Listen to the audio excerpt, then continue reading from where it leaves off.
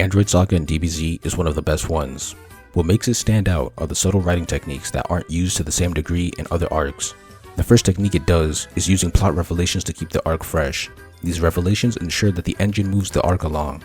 In the Future Trunks info dump, the time traveler drops the premise that 2 androids kill everyone in the future. The heroes fight the 2, but then there's a new revelation, which is that 19 and Jiro aren't the 2 androids Trunks was talking about. This leads to the introduction of 17 and 18.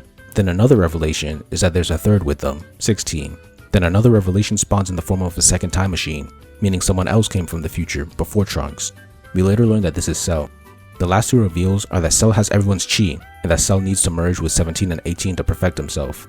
Some of these twists and turns actually come from the intervention of Toriyama's editors.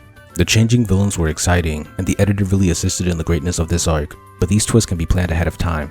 By constantly keeping the audience on their toes with the delivery of new and important information, the story can be made more engaging. The second thing that elevated this arc was the constantly changing power dynamics. Technically, these could count as reveals. In this arc, within the group of heroes, villains, and both combined, the character who is the strongest rotates several times throughout the course of the arc, making the story feel exciting and unpredictable.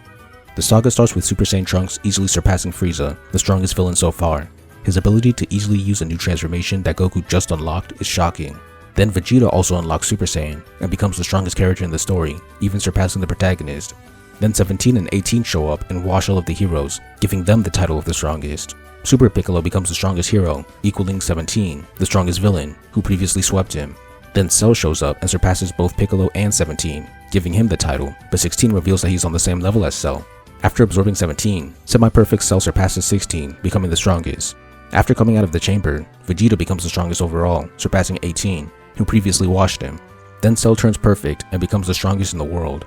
When Goku returns from training, he finally returns to his role as the strongest hero, but not stronger than Cell. That's for Gohan to achieve. The arc ends with Gohan as the strongest overall, something that's never happened before. The Android Saga keeps the action interesting by making the characters leapfrog each other in power, giving many fighters a chance to shine. An important feature in this trait is actually DBZ's underdeveloped magic system. In this story, characters just fight with power and speed. There isn't much creativity, but that works in its favor here. Because power and speed are relative to the characters fighting, the characters can escalate endlessly without breaking the audience's immersion. I'll have a longer video on this, but in DBZ, power is based and measured purely on who you can beat, not on the effectiveness or creativity of magic like in other stories. In conclusion, the Android Saga was exciting because of its frequent reveals and changing power dynamics.